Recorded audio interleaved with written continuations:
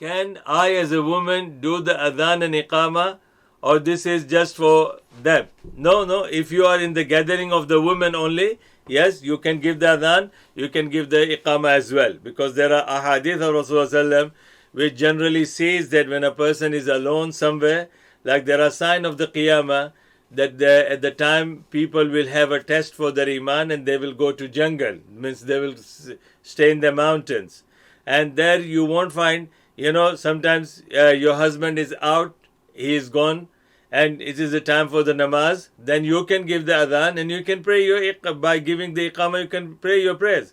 So adhan is restricted for the women when it comes to the minarets and to give the adhan in the public, where the men and women both are listening to you. Then it is not allowed for the woman to give the adhan. But as far as your own self is concerned, or with the gathering of the women are concerned, yes, definitely.